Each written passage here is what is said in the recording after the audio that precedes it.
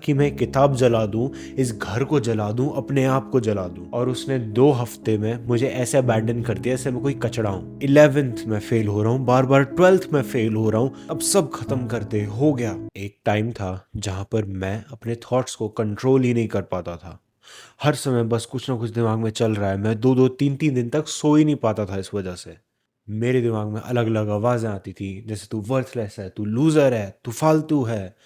कुछ आवाज़ें ऐसी होती थी कि बस अब सब खत्म कर दे, हो गया। मेरा एक पेरेंट इमोशनली अनस्टेबल था। उनका रोज़ का केओस संभालना, उनके रोज़ के ताने झेलना, उनके रोज़ की गिल्ट ट्रिपिंग झेलना, उनके रोज़ के ब्रेकडाउन्स को संभालना। मैं बार बार 11th में फेल हो रहा हूँ, बार बार 12th में फेल हो रहा हूँ।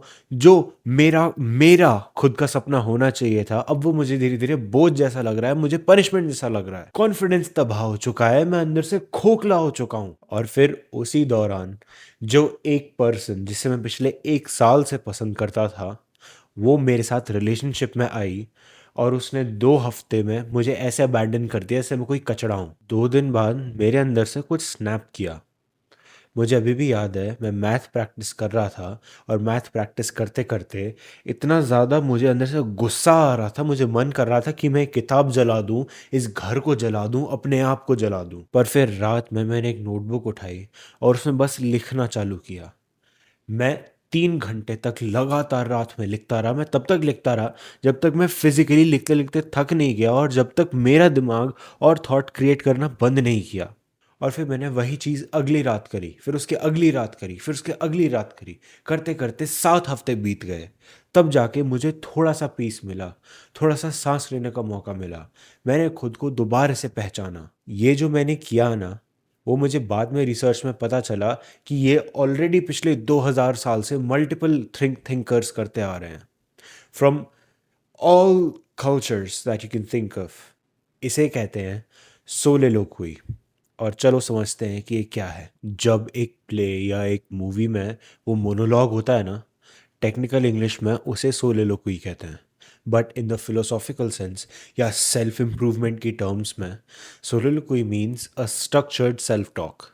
मतलब तुम खुद से बात करते हो सोलिलोक्वी में लिख के। At that time I didn't know that I was writing soliloquy. बस मैं अपने अंदर के थॉट्स को कागज़ पर उतार रहा था और कभी कभार खुद से वापस पलट के बात कर रहा था। ओवर थिंकिंग का मतलब ना सिर्फ ये नहीं होता कि तुम ज़्यादा सोचते हो। Don't take it so literally. कभी कभार ओवर थिंकिंग ऐसी इसलिए लगती है क्योंकि तुम्हारे मल्टीपल थॉट्स को क्लोजर नहीं मिला होता है। यहाँ पर मैंने पहला फ्रेमवर्क बनाया, which was current you versus ideal you. जहाँ पर तुम अपनी करंट सेल्फ को अपनी आइडियल सेल्फ से कंपेयर करते हो। जैसे कि मेरी करंट सेल्फ को लग रहा है कि यार मैं तो बहुत ऑकवर्ड हूँ, मैं तो बहुत वियर्ड हूँ। जबकि जब मैंने उसे अपनी आइडियल वर्जन से कंपेयर किया, तो मैंने ये पाया है कि शायद मैं वियर्ड नहीं हूँ, शायद मैं ऑकवर्ड नहीं हूँ। मैं बस एंग्शियस हूँ, एंड बिकॉज ऑफ दैट मैं हड़बड़ी में बकचोदी काट देता हूँ। एंड लाइक दिस मेरे उन थॉट्स को क्लोजर मिल गया, एंड वो थॉट्स अपने आप शांत हो गए। मैं लिटरली 2 साल तक डिसाइड नहीं कर पा रहा था कि क्या मैं अपने वो मेडिकल के पाथ में कंटिन्यू करूं या उसे छोड़ूं। जबकि अब हाइंडसाइट में इतना क्लियर लगता है कि ऑफ कोर्स मेडिकल पास छोड़ने का था। मैं ऑलमोस्ट हर दूसरे तीसरे दिन सर्च कर रहा होता था कि अरे you what to do after you fail 12th, what to do after you fail NEET exam, what to do if you don't pass 11th grade. तो मैंने fucking around in finding out से दूसरा फ्रेमवर्क क्रिएट किया, that is again negotiating with your ideal self. यहाँ पर एक चीज़ note करना कि हम यहाँ पर कंपेयर नहीं कर रहे हैं आइडियल सेल्फ से। यहाँ पर तुम अपने करंट यू के हित में भी बोलते हो, एंड देन तुम अपने आइडियल वर्जन में भी बोलते हो कि अगर इस मोमेंट पे तुम्हारा आइडियल वर्जन तुम्हें क्या बोल रहा होता। फॉर एग्जाम्पल, मैंने खुद से पूछा कि क्या सच में मुझे मेडिकल पाथ ले लेना चाहिए या मुझे अपना पैशन फॉलो करना चाहिए। तो अंदर से आइडियल वर्जन ने बोला कि अगर तू मेडिकल पाथ में सक्सेसफुल हो भी गया तो क्या तेरी आत्मा खुश रहेगी? क्या तू रोज जग के मोटिवेट होगा कि यस, आज मैं दोबारा से अपने गोल की तरफ बढ़ूंगा?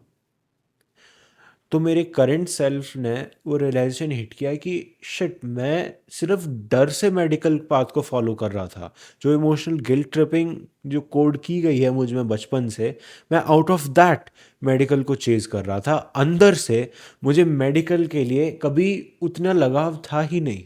और सडनली डिसीजन लेने में मेरा डर निकल गया। मेरा ऑलमोस्ट सारी चीज़ों से डर निकल गया जिस किसी में भी डिसीजन इन्वॉल्व था। एक ऐसा टाइम था, एक्चुअली एक ऐसा टाइम क्या, एक ऐसा पूरा साल था जहाँ पर मैं दुनिया में हर जगह जूते खाकर आ रहा था।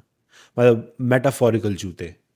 मैं घर में घुसा हूँ, वहाँ पे गाली, वहाँ पे घे घे टै टै, वहाँ पे जूते खा रहा हूँ, तू ऐसा है, तू वैसा है, ये वो।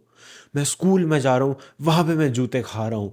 टीचर कुछ भी बकवास कर रहे हैं, हर कोई, मतलब ऐसा मेरे दिमाग में बैठ गया था कि मैं एक नाकाबिल फेलियर हूँ। मुझे कॉग्निटिव डिस्टॉर्शंस हो गए थे। कॉग्निटिव डिस्टॉर्शंस बेसिकली ये होते हैं कि तुम ना अपनी रियलिटी को, जो तुम्हारे दिमाग में ऑलरेडी बायस बैठ रखा है, उसके हिसाब से तोड़ मरोड़ के देखते हो। जैसे कि इवन दो तब मेरी डाइट अच्छी नहीं थी, मैं एक्सरसाइज नहीं करता था, स्टिल मैंने अपने फिजिकल एजुकेशन के जो टेस्ट होता है, फिजिकल टेस्ट, उसमें मैंने सेकंड सबसे ज़्यादा नंबर ऑफ पुशअप्स मारे थे। नहीं, एक्चुअली सबसे ज़्यादा ही पुशअप मारे थे मैंने उसमें। मैंने ऑलमोस्ट हर एक फिजिकल टेस्ट में अच्छा परफॉर्म किया था, लाइक इन द टॉप 2 और टॉप 3 में। टीचर ने बोला कि करने को तो एथलेटिक्स में भी अच्छा कर सकता है, पर करेगा थोड़ा ही। वो वाली बात मेरे अंदर बैठ गई। जो मेरा पूरा टेस्ट इतना अच्छा गया, इवन दो तब मुझे अस्थमा इन्फ्लेमेशन हो रखा था, मैं पंप ले लेके वो टेस्ट दे रहा था, मुझे वो पूरा टेस्ट याद नहीं रहा, बस उनकी एक लाइन मेरे दिमाग में घर कर गई। और मैं फिर हर टेस्ट बस उतने ही एफर्ट से देने लगा कि अरे मैं तो लूज़र ही हूँ, टेस्ट में फेल ही हो जाऊँगा। तो धीरे धीरे, जहाँ पर मैं फिजिक्स में पहले जस्ट फेल करता था एक या आधे नंबर से, अब मैं बहुत अच्छे, मतलब 10-12 नंबर से फेल करने लग गया था। केमिस्ट्री में तो मेरे मतलब 10 नंबर से ऊपर ही नहीं आते थे, भले ही वो यूनिट टेस्ट हो या वो हाफ ईयरली हो। मैं मतलब लूज़र हूँ, मैं एक साथ सब्जेक्ट सारे मैनेज नहीं कर सकता, इसलिए मैंने 11th में साइकोलॉजी छोड़ दी। इवन दो मैंने बहुत मन से साइकोलॉजी ली थी, टीचर ने भी जब मैं छोड़ रहा था तब बोला कि पता नहीं ये लड़का तो इतना एक्साइटेड था साइकोलॉजी के लिए, इसने छोड़ क्यों दी। क्योंकि मेरे दिमाग में वो चीज़ बैठ गई थी कि मैं लूज़र ही हूँ, मुझसे नहीं होगा, जितना कम चीज़ मुझे दोगे मैं उतना ठीक ठीक कर पाऊंगा। और जब मैं इस चीज़ को लेके बैठा कि लाभ इसे ही देखते हैं, तो एक तीसरा फ्रेमवर्क क्रिएट हो गया। That was emotions versus logic. कि मैंने अपने दिमाग में एक पर्सन इमेजिन किया जो सिर्फ रैशनल है, सिर्फ लॉजिकल है। मैंने उसका नाम लेडी लॉजिक दिया। और मैंने जो मेरी इमोशनल साइड है सिर्फ उसको पहले प्रॉम्प्ट में लिखा, और फिर उसके बाद उसे सिर्फ हार्डकोर रैशनैलिटी से काउंटर करवाया। जैसे कि जब मैंने कंट्रीज बदले तो मेरे जो मार्क्स थे वो अपने आप थोड़े थोड़े अच्छे होने लग गए थे, फिजिक्स में, केमिस्ट्री में, बायोलॉजी में। एंड येट ना, जब मैं वो अपना इमोशन लिखा तो मेरा इमोशन निकल कर आया कि मैं लूज़र ही हूँ, मुझसे नहीं होगा। तो तब रैशनैलिटी ने बोला कि अबे चूतिए, ज़रा नंबर देख, तू पहले 7, 7.5, 8, 80 में से 7 नंबर ला रहा था, अब तू 85-90% पे बैठा है। तू कहाँ से लूज़र है, ज़रा बता मुझे, ये सब्जेक्ट तो तेरे को पसंद भी नहीं आते। ये बातें मैं अंदर अपने आप से कर रहा था। और धीरे धीरे मुझे वो चीज़ क्लियर हो गई कि ये मेरा एक डिस्टॉर्शन है, ये सिर्फ मेरा खुद का बायस है कि मैं अब खुद को हमेशा लूज़र की तरह ही देखना चाहता हूँ। ओके, तुमने बहुत मेरा रंडी रोना सुन लिया। अब समझते हैं कि तुम इसे कैसे प्रैक्टिस करोगे। सबसे पहली चीज़, जब तुम नोटबुक और पेन लेके बैठो तो ऐसा हो सकता है कि तुम्हारे दिमाग एकदम ब्लैंक हो जाए, बट स्टिल बैठे रहो, पेन पकड़ते रहो, और फिर ना जो तुम्हें बन पड़ रहा है वो लिखो। सडनली तुम्हारे थॉट्स ट्रिगर होने लग जाएंगे, और जैसे ही थॉट्स ट्रिगर हो बस लिखते जाओ। हमारा पहला काम ये है कि दिमाग में जो कचरा भर रखा है ना, वो तुम कागज़ पे उतारो, दिमाग को क्लियर कर दो। तुम्हें सबसे पहले ना अपने आप को इस चीज़ में ट्रेन करना होगा कि तुम केओस फ्री रहो, केओस फ्री तुम्हारा दिमाग रहे। तो ये एक दिन नहीं होगा, इसे कम से कम एक हफ्ते तक रोज़ करो। रोज़ बैठो और बस लिखो, जो थॉट आ रहा है, जैसा थॉट आ रहा है लिखो, भले ही वो सेंस बना रहा है नहीं बना रहा है, बस लिखो। अपना दिमाग बस खाली करो, क्लियर करो। और फिर जैसे ही तुम एक हफ्ते से करोगे तुम्हारा दिमाग हल्का होगा, तब तुम नोटिस करना कि तुम्हारे दिमाग में 2 या 3 या 4 थॉट्स रिकरिंगली आ रहे हैं। तुम उन्हें बहुत क्लियरली देख पाओगे। फिर एक थॉट उठाओ और ये 3 फ्रेमवर्क्स जो मैंने डिस्कस करे उसमें से एक पुट करके देखो। मतलब तुम समझ जाओगे कि तुम्हें कौन सा फ्रेमवर्क लगाना है। एंड देन उस थॉट के साथ खेलते रहो, बार बार उस रेसल करते रहो, खेलते रहो। ये भी again this is a long drawn out process. ये 2-3 हफ्ते का प्रोसेस है, बट तुम डटे रहो। धीरे धीरे you will start solving life on paper. और ये करना पता है क्यों ज़रूरी है? क्योंकि तुम ना आज के टाइम में इतने ज़्यादा एलिमेंट से, ज़्यादा फैक्टर्स, इतने ज़्यादा अनसर्टैनिटी से घिरे हुए हो कि तुम अभी इस वक्त सिर्फ बाहरी दुनिया से नहीं लड़ रहे हो, तुम काफ़ी हद तक अपने आप से भी लड़ रहे हो, अपने अंतर्मन से भी लड़ रहे हो।